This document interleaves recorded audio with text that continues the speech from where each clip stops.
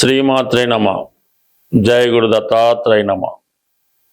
సింహరాశి వారికి వ్యయస్థానంపై అంటే 12వ భావం పైన ఒత్తిడి పెరుగుతూ ఉంది. అంటే ఏదో ఒక ఖర్చు జాతకుడికి రావడం జరుగుతుంది. అది ఇబ్బంది పెట్టడం అనడం కన్నా కంపల్సరీగా కొన్ని ఖర్చులు ఈ వారంలో జాతకుడి మీద తీవ్రమైన ఒత్తిడి తీసుకురావడం జరుగుతుంది.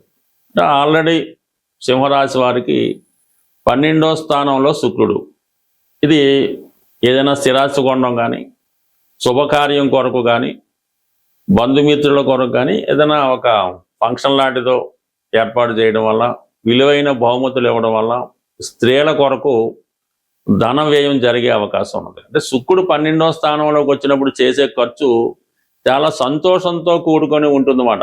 ఇంకా డబ్బులు ఉంటే బాగుండు, మనం ఇంకా ఇది చాలా ఘనంగా చేద్దాం, ఇంకా అయితే గొప్ప గిఫ్ట్ ఇద్దాం అన్నటువంటి సంతోషకరమైనటువంటి ఆనందకరమైనటువంటి ఖర్చుని వ్యయ స్థానంలో ఉన్నటువంటి శుక్రుడు ఇవ్వడం జరుగుతుంటుంది. అది వేరొక పాపగ్రహం ఇచ్చిన ఖర్చు వేరే విధంగా ఉంటుంది, అది అప్పుడు చర్చించుకుందాం. బట్ ఏదైనా మంచి ఆనందంతో జాతకుడు సంతోషంగా ధన వ్యయం చేస్తాడు. అలాగే గురువు వ్యయ స్థానంలో ఉండడం వల్ల పిల్లల యొక్క చదువు కొరకు, ఆధ్యాత్మిక కార్యక్రమాల కొరకు కంపల్సరీగా చేయవలసినటువంటి ఖర్చులు జాతకుడికి ఎక్కువ ఎక్స్పెన్సెస్ జరుగుతూ ఉంటాయి.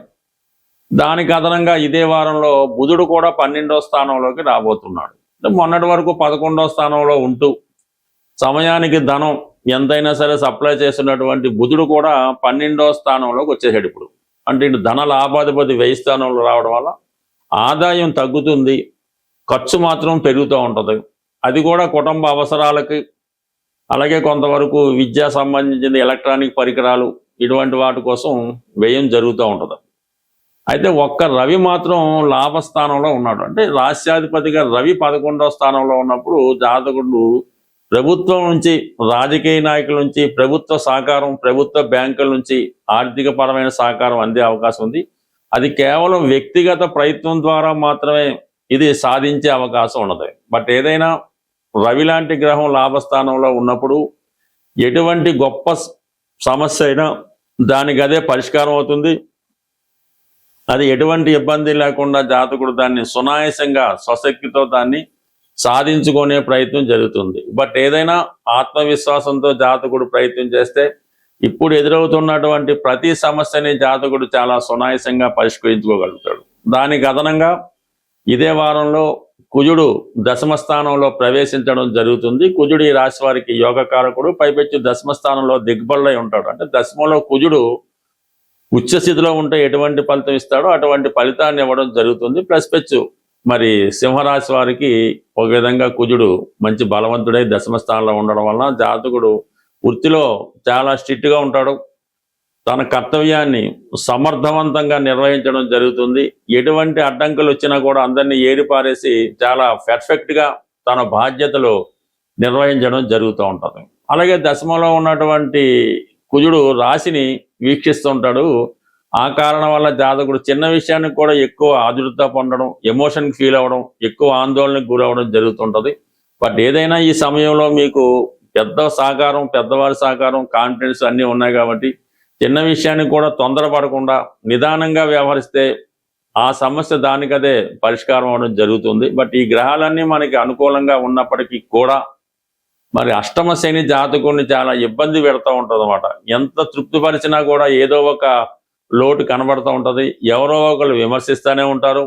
అవతల వాళ్ళు ఏదో విధంగా జాతకుడిని అన్పాపులర్ చేసే ప్రయత్నం జరుగుతూ ఉంటుంది. జాతకుడు ఎంత సక్సెస్ కోసం ప్రయత్నం చేసినా అవతల వారు జాతకుడు ఏదో విధంగా ఫెయిల్యూర్ కావాలని, ఏదో విధంగా జాతకుడిని అసమర్థవంతుడిగా చిత్రీకరించాలనే ప్రయత్నంలో మరి వాళ్ళు విజయవంతం అయ్యే అవకాశం కూడా. బట్ సప్తమంలో ఉన్నటువంటి రాహు కూడా మీరు ఎవరినైతే బాగా నమ్ముతారో వాళ్ళే మీకు హ్యాండ్ ఇవ్వడం కానీ, వాళ్ళే మిమ్మల్ని అన్పాపులర్ చేయడం కానీ, మీ యొక్క రహస్యాలను బయటపెట్టి వాళ్ళు క్యాష్ చేసుకోవడం కానీ, అంటే మిమ్మల్ని బలహీనపరిచే ప్రయత్నం మీ అపోజిషన్ వారు ప్రయత్నం చేస్తుంటారు. మీరు ఏదో విధంగా నెగ్గాలనే మీ ప్రయత్నం జరుగుతుంటుంది. అయితే రాశి ఉన్నటువంటి కేతు మిమ్మల్ని చాలా వరకు బలహీనపరుస్తూ ఉంటుంది. అలాగే ఏంటంటే ఇది నిస్వార్థంగా హ్యుమానిటీలో ప్రవర్తించడం జరుగుతూ ఉంటుంది. అవతల వాడు ఎంత అపకారం చేసినా మీరు పోనీలే అని సరిపెట్టుకునే ప్రయత్నంలో మీరు నడుస్తూ ఉంటారు. దాన్ని అవతల వాళ్ళు మీ యొక్క ఫెయిల్యూర్నో ఓటమినో వాళ్ళు విజయంగా వాళ్ళు భావించి మీపై విజయాన్ని సాధించామనే భ్రమలో ఉండడం జరుగుతూ ఉంటుంది. బట్ ఏదైనా సింహరాశి వారు ఈ వారంలో ఎటువంటి కార్యక్రమాన్ని సాధిస్తారు. ప్రభుత్వ రంగ సంస్థల నుంచి కానీ ప్రభుత్వం నుంచి కానీ సంపూర్ణ సహకారం లభించడం జరుగుతుంది. మీరు చేయవలసిందల్లా పూర్తి కాన్ఫిడెన్స్ తో నిలబడితే ప్రతి సమస్య దానికి అదే పరిష్కారం అవుతుంది. మరి ప్రస్తుతం గోచార రీత్యా సమస్యలు ఎదుర్కొంటున్నవారు, అంటే ఏదైనా ప్రతి సమస్యకి కూడా శని భగవానుడు ఒక్కడే కారణం అవడం, అలాగే అదృష్టాన్ని ఇవ్వడానికి గురుగ్రహం ఒకటే కారణం కాదు. బట్ ఏదైనా గ్రహాల యొక్క అనుగ్రహం పొందాలంటే ముందుగా మనం ఏ గ్రహం యొక్క అనుగ్రహం పొందాలన్నా రవిగ్రహ అనుగ్రహం తప్పనిసరి.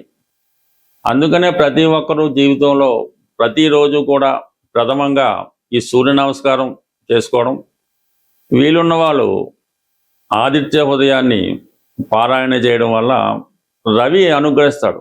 రవి అనుగ్రహించినప్పుడు అటు ప్రభుత్వం సహకరిస్తుంది, పెద్దవారు సహకరిస్తారు, మెయిన్గా ఆరోగ్యం కూడా అనుకూలించే అవకాశం ఉంటుంది. కాబట్టి ఇందులో స్త్రీ పురుషులన్న భేదం లేదు, ఇద్దరు కూడా సూర్య భగవాను ఆరాధించడం వల్ల మీలో కాన్ఫిడెన్స్ పెరుగుతూ ఉంటుంది. అయితే మనం ఏ పని చేయాలన్నా కూడా శని యొక్క అనుగ్రహం కూడా తప్పనిసరిగా ఉండాలి. అటువంటి శనిగ్రహ అనుగ్రహం సులభంగా పొందాలనుకున్న వాళ్ళకి ఈ వారం చివరిలో శనివారం రోజు అంటే 27వ తారీఖున శని త్రయోదశి రాబోతుంది. ఆ శని త్రయోదశి నాడు విధి విధానంగా మీరు శివాలయంలో ఉన్నటువంటి నవగ్రహాలైనా ఇండిపెండెంట్గా ఉన్న నవగ్రహాల్లో అయినా ఆ రోజు విధి విధానంగా శని భగవానునికి అభిషేకం లాంటిది చేయించవలసి ఉంటుంది. అది స్వతంత్రంగా కాకుండా అక్కడ ఉన్నటువంటి పురోహితుల ద్వారా ఆ గుడి యొక్క పద్ధతి ద్వారా 1 by 1 అంటే ఒకరి తర్వాత ఒకరు ఆరాధించుకోవాల్సి ఉంటుంది. ఇప్పుడు సాధారణంగా ఏం చేస్తారంటే ఒకరు ఏదో పువ్వులు పెట్టి పూజ చేస్తుంటాడు, ఒకడేమో నువ్వులు వేస్తుంటాడు, ఇంకోటి వచ్చి ఆయిల్ వేస్తుంటాడు. ఇలాగా అది శనికి చాలా డిస్టర్బ్ అవుతూ ఉంటుంది. అది క్రమశిక్షణ లేకపోవడం అన్నది శని భగవానికి చాలా ఇబ్బంది కలిగే విషయం. కాబట్టి ఏ సమయంలో అయితే మనకి ఎప్పుడైతే శనివారం శనిహోర ప్రారంభమైందో అది 1 by 1 శనికి డిస్టర్బ్ లేకుండా క్రమశిక్షణతో ఈ అభిషేకం చేసుకోవడం.